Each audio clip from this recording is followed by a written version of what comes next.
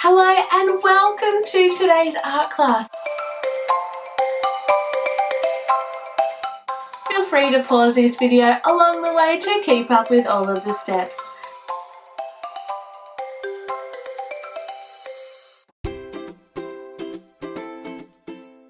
Welcome to this art project of making surreal fish.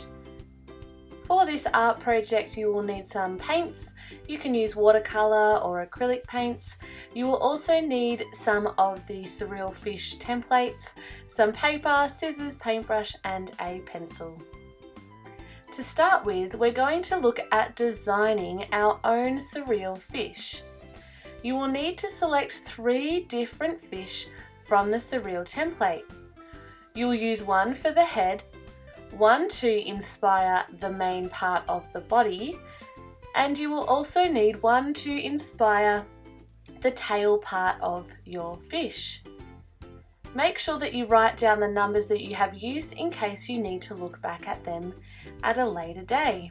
Start by sketching your own surreal fish inspired by the 3 designs that you have selected. Remember, your sketches do not need to look exactly the same as the picture. They're there to help you get an idea. Once you have finished your first design, you then can move on to a second and a third design. This will help you to choose the design that you like the most. Remember to do the same thing by writing down the numbers of each design that you choose. Choose one for the head, one for the body, and one for the tail.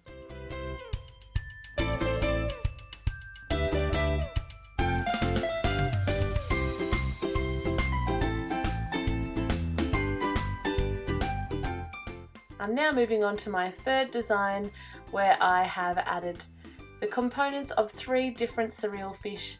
Now I did run out of a little bit of space at the front of my page, but I get the general idea of what my design will be.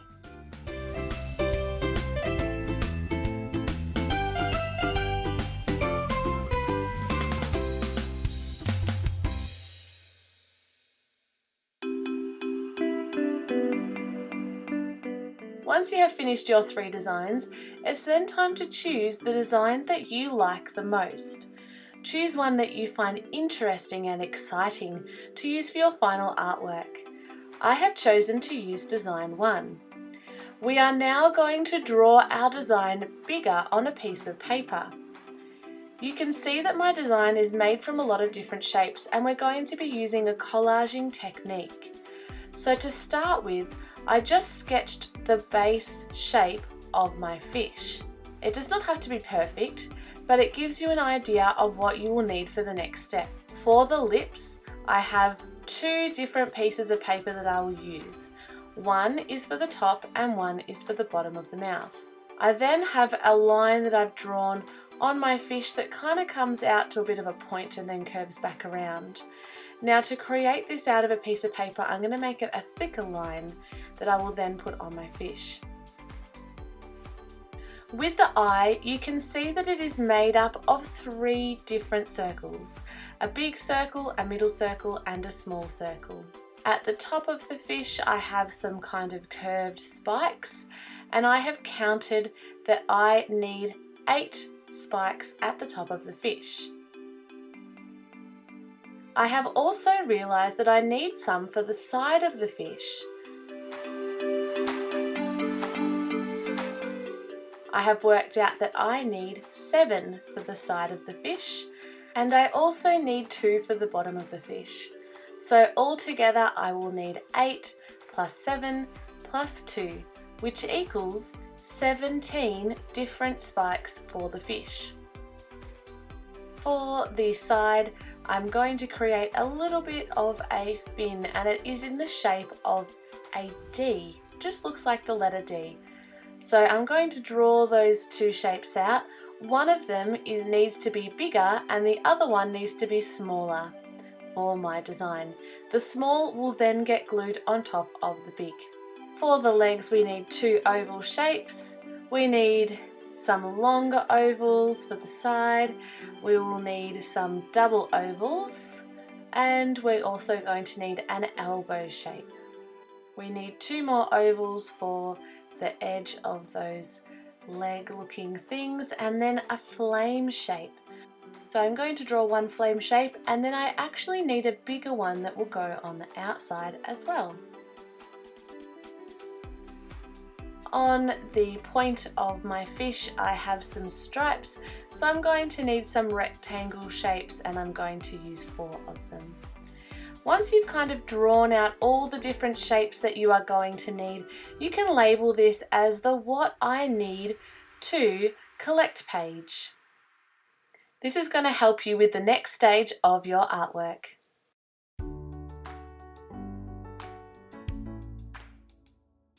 For the next part of our artwork, we need lots of texture paper. If you do not have any texture paper, you can watch my video on how to create texture paper. For the first main shape, you'll need a big piece of paper, then you can sketch out your basic shape and cut it out.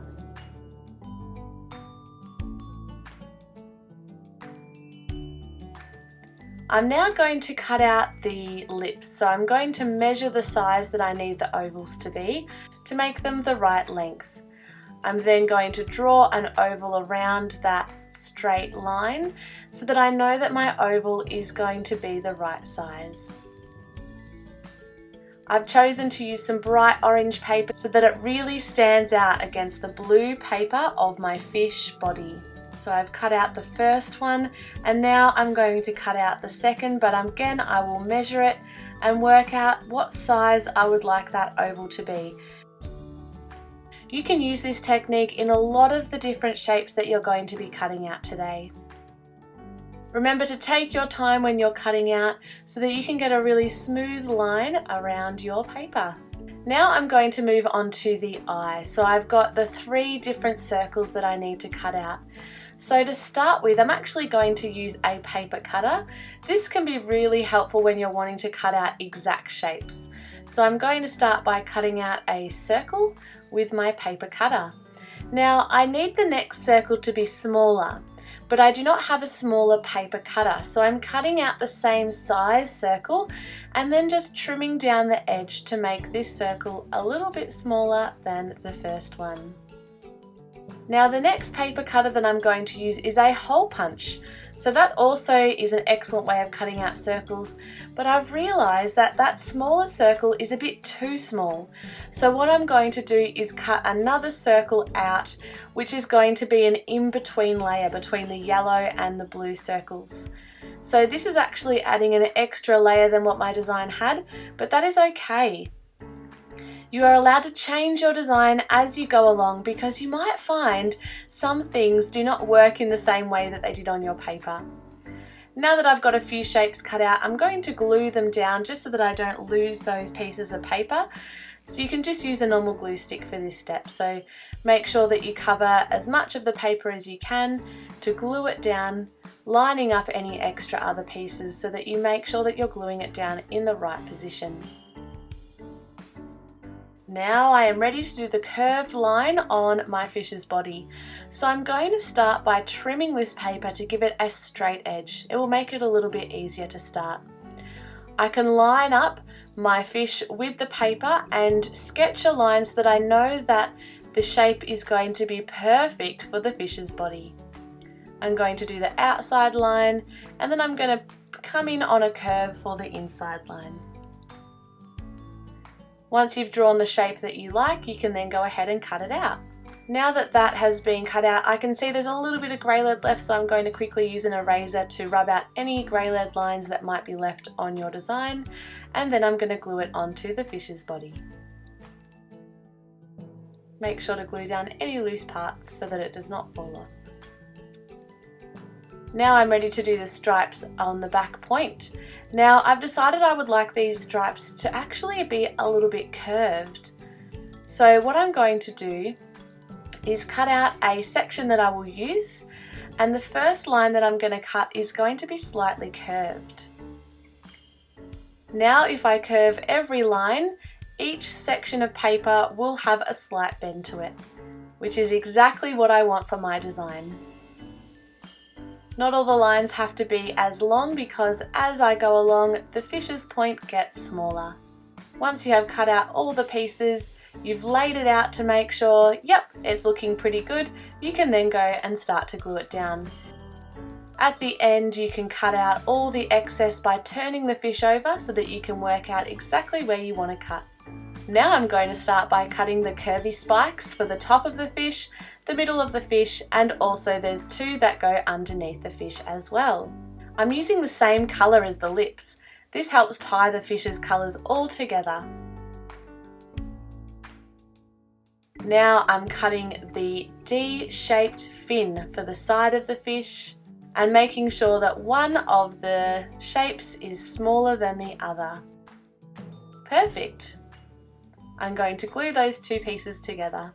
As you can see, your fish is made from so many layers, and when you choose different colours and textures of paper, it makes your artworks look spectacular. I'm going to glue all of those spikes down now. For the top, these spikes need to be glued to the back of the fish. So what I have done is put down some glue onto the back of the fish, and now I'm just gluing them down in height order. Now to make these more secure, I'm going to add a little bit of masking tape to the back. Masking tape is excellent because you can glue on top of masking tape, and because it's at the back, no one will even know that it's there. This has helped to make it a little bit stronger. For the legs, I realised that cutting all the different sections would be quite hard. So just like how the fish has a body that I'm gluing to, I'm actually going to create a shape that is going to act as the legs. This shape will make things a lot easier. So I'm drawing the general shape of the leg, and then I'm going to glue things down on top of this shape. Because I'm adding things to this shape, it does not have to be perfect. It's just there to add a lot of support to my design. I'm going to fold the paper in half because I actually need 2 of these legs. So I'm folding it so that when I cut, it will actually cut out 2 of the exact same shape. Now because I need 1 on each side, I'm going to cut it in the middle and then glue 1 leg to each side of the fish.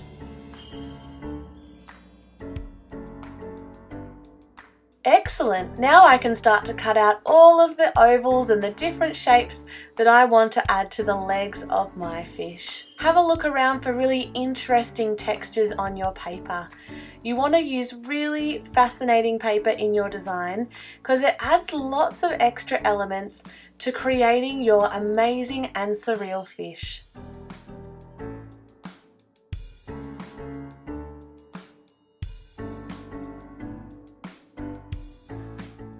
Now that I have cut out all of the shapes, I'm going to glue them down to make sure that they are nice and secure. Fantastic! I have now finished my surreal fish. Our fish is without a home, so it's time to create a background that we can glue our fish down onto. I found it quite challenging to think of a colour that was not on my fish because I want my fish to really stand out and pop out of the page. I have decided to create a black and grey background. I'm using watercolour paint to give it a watery sort of texture, and I am using small brush strokes across the whole page, and all I am using is black paint and adding different amounts of water.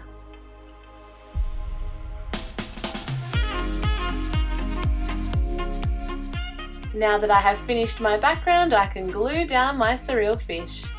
It's now time for you to go and start creating.